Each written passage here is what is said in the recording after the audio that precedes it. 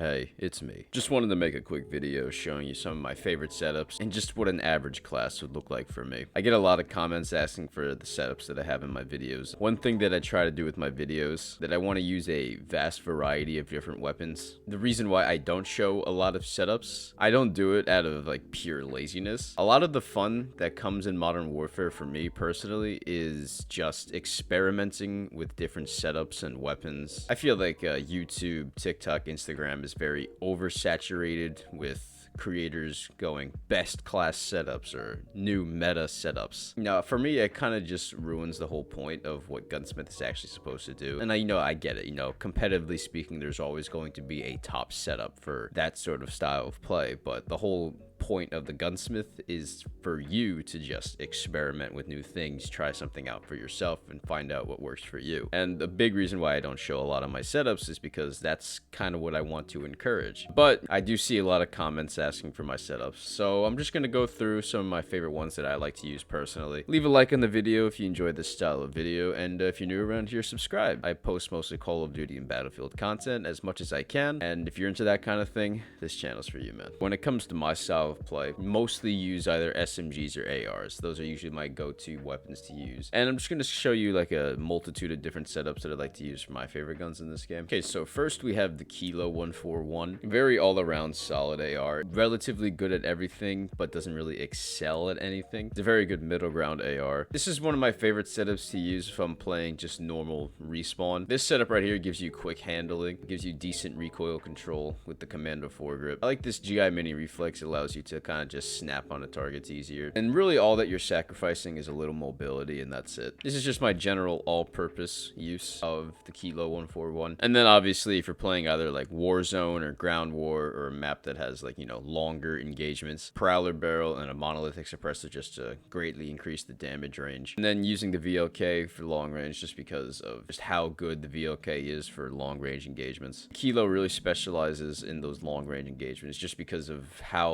little it kicks and how accurate it is. When you compare it to say like the M13, it has a little bit more kick the M13, but it does a little more damage the M13. The only problem with the Kilo is it's not very versatile. It's very good at what it does, but you really can't use it for a multitude of situations. Unlike this next AR. Okay, next on the list we have the M4A1. Now, there's not much that I can say about the M4A1 that you guys already don't know. By far and away the go-to AR for this game. It's dominated Modern Warfare 2019 ever since the game came out. It's still really good. However, what's just so good about the M4 is just how versatile it actually is. You can just use it in a multitude of different ways. All-purpose build.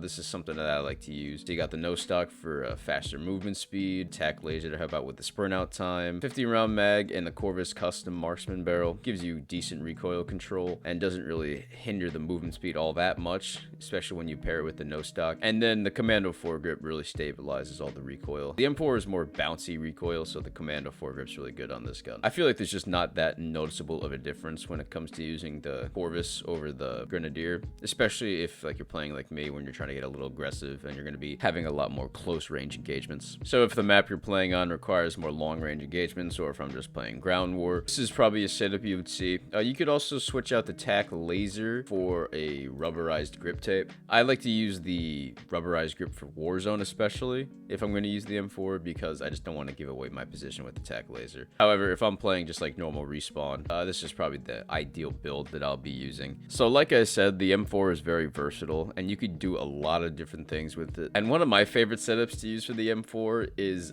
using the SOCOM rounds and then putting on a variable zoom, switching it over to single fire and just using it like a DMR sniper hybrid. This is probably one of the more entertaining class setups to use. And it's really rewarding because, it's still the M4, it's still really good, but this is just a different way of using it. You could also turn it into this stealth SMG type of thing where you could use this Predator barrel. So one of my other favorite setups to use on the M4, not using a barrel at all, and then using a rubberized grip tape. Obviously, the damage range isn't as good as it could be, but it's still really good and versatile. And it's better in close range because of the general better handling speed that it has. Here's the M13. This is probably my favorite gun in the game. If I'm going for a more all-purpose use, this is a setup that I normally run. The M13 is accurate enough. It does not need an underbarrel. So instead of using like a Commando or a Merc, I like to use the stippled grip just to help out with the sprint out time. For those that don't know, I play on auto tac sprint, so sprint out time is very important important to me. So having the stippled grip and the tack laser really helps with my sprint out time. If a gun has a integrated suppressor barrel worth using, definitely use it because it just allows a lot more freedom when it comes to your selection. Now, if you're going for more longer range engagements, obviously you do something like this. When it comes to the M13, you can really get away with foregoing a commando foregrip with the tack laser. It's that accurate. But when it comes to longer ranges, you can either go VLK, the hollow sights. I like using this hollow sight, enjoying using the PBX hollow. It's just preference what you like to use. So I love using this gun. However, it's really built for only one style of play, but it really excels at that style of play. Ram 7, it has better handling than other ARs. You can really experiment with how this gun works. If you want to build it out for range, you can do something like this, either a VLK or maybe a hollow sight. This is a generally good setup if you want to play like either ground war, bigger maps in Modern Warfare, or Warzone. However, one of my favorite things about the Ram 7 is that it's really dominant in close range. How good the handling is, how high the damage is. The tack laser paired with the stippled grip turns this thing into pretty much a SMG hybrid. This thing is really good at close range. And then lastly, I'm just going to show my GRAW setup. The GRAW is really only good at one thing, and it's just long range beaming. It's really good for that, and it's one of those guns that really excels at that. This gun does not kick a lot. It's very beneficial because it has really good iron sights, so you could sacrifice an optic for an attachment go-to setup for it. It's very good to use over range. The only problem with the GRAW is if you're not at medium to long range, you're gonna lose most gunfights because the gun just is not that powerful. Alright, so moving on to the SMGs, we're gonna start out with the MP5. Once again, just like the M4, it's been dominant all year. This is my general use class. The MP5 really benefits from having very snappy handling. You really have to commit only one attachment to the ADS speed, but you can get really creative with the MP5. Kit it out to be, you know, better over range and more of a sniper support. What you can do is you can take the FTAC collapsible and switch it over to the close quarter stock. You can take the Merc foregrip and change it over to the Ranger foregrip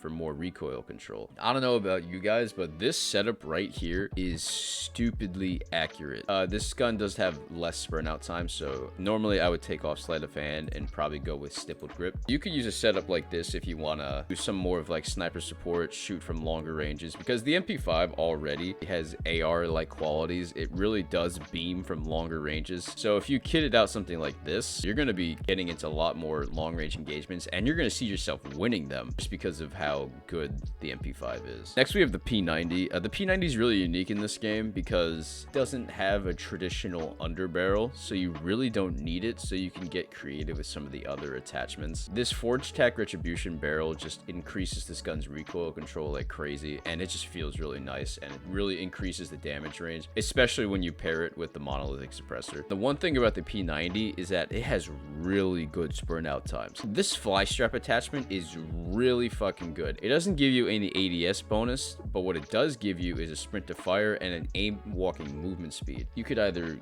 get really good sprint out times with it, or you could hold ADS and kind of just walk around corners, and you could do it at a relatively great speed. And then when you pair it with the tac laser, which gives you aim walking steadiness and aiming stability, one of the better close quarters guns because you can just really keep on target and just be really accurate at doing so. When it comes to the Uzi, there's one of two things that I like to do for just rushing around like normal. This is the setup that I like to use. I forego a underbarrel for the rubberized grip because it gives less recoil control, improves the movement and the ADS speed a lot more. Another really fun thing you can do with the Uzi is you can take off this nose stock and then put on a commando foregrip, and this thing essentially becomes an AR. If you've been around the channel a while, you know that this is actually a setup that I used in a Warzone video. It's like a sniper support. Also, one more thing, if you take off the rubberized grip, throw on a VLK, this thing is the funniest gun you'll ever use, because the damage range is nuts when you have these three attachments paired up together. So I seriously suggest giving this a try because it's stupid fun. The MP7 is one of those guns that's pretty much like a hybrid as well. Use it like this, and this has like almost AR-like qualities. It won't hit as hard as an AR, but it's just stupid accurate. Also, you could do something like this where you take off the commando foregrip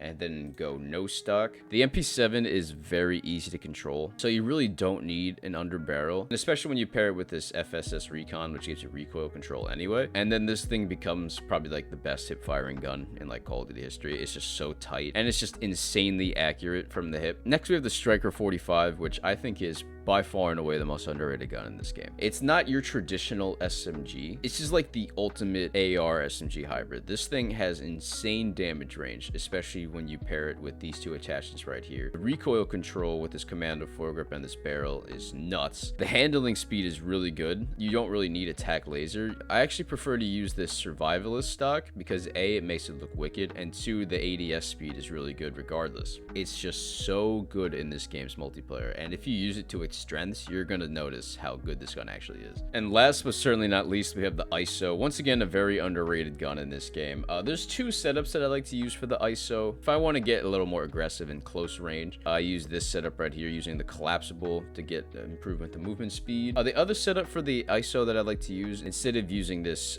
collapsible stock, I'll use this Vagrant stock. I will take off the commando foregrip, and then I would use the elite ISO grip instead to help out with the sprint out time. The Nightshade barrel already gives you a lot of good recoil control, and the ISO doesn't really have a lot of recoil to begin with. This is a very good like mid-range SMG, but still giving you that capability of getting the gun up quick. I can touch quickly on some of the secondaries that I enjoy using. The Psykov is the best pistol in the game. It's just not even a competition at this point, just because of how versatile this gun is when you use the full auto barrel. I want to use it as a more of a traditional pistol. This is a setup that I like to use. This SSL 308mm barrel actually really improves this gun's damage range and recoil control. I like to use a reflex when I'm using this, just because with the iron sights, this thing is really distracting. After the burst barrel was nerfed, a lot of people stopped using the Renetti. What people don't realize is that the Renetti is actually a very strong pistol. It's actually a really good pistol still, especially with this MK1 extended. The burst mod is still good on this gun. It's just not as good. So if I was going to be using the burst mod on the Renetti, this would be something that I'd use. And then the last pistol I really enjoy is the M19. I think the M19 as a single pistol is really underrated. On the other pistols, I use the tac laser over the stippled grip. However, why I use the stippled grip is just because, I don't know what it is, it just annoys me. The tac laser doesn't show up on the gun visually, and it really fucking bugs me, so I just use the stippled instead. That is the only reason why I use the stippled. The good thing about the M19 is that it has a really good starting mag. To use sleight of hand instead, so my reloads are super quick. So the thing about the M19 that is really insane, probably the best akimbo pistol in the game. Because you can do this 32 round mag on it. And last but certainly not least, I'm just going to show what a general creative class looks like when it comes to my class. The way that I like to play. I like to get really aggressive. However, I like to stay relatively hidden. I like to flank around the map a lot, get behind the enemy. So pairing double time with Ghost is a really good combo, because double time, insanely good perk in this game. Insanely good, especially when you pair with auto tac sprint. So you get just double the duration of tac sprint. The crouch movement speed is greatly increased, so you can just really sneak up on people like that. Double time is just by far and away my favorite perk one in this game. You don't need an explanation about Ghost. Ghost is busted overpowered in this game. It's by far the best perk 2 in this game. I like to stay off the radar behind enemy lines a lot of the time, so having Ghost is really beneficial. And then when it comes to perk 3, it's kind of up to you what you prefer. I like to run amped. I like the weapon swap speed, and also the thing that doesn't show here is that you use equipment faster and you climb things faster. So having amped is really beneficial, especially if you're just going to be moving around the map a lot. You could forego amps for tune-up if you really wanted to. I just think amped is a little more beneficial, just because I run Dead Silence as a field upgrade, obviously. Dead Silence already recharges really fast. Also, I've been experimenting a little more with Tracker. Tracker is a very underrated perk. Yeah, you know, you can see footsteps and you can see where the little rats are hiding and try to camp. But one of the things that is really beneficial about Tracker is that it hides the death markers. Now, if you guys don't know, when you kill someone, it just leaves a little red skull where you killed them. So if you have this perk on, it doesn't do that. So say you're behind enemy lines and you kill someone one like in front of you and there's a person that's behind that person. If they don't notice,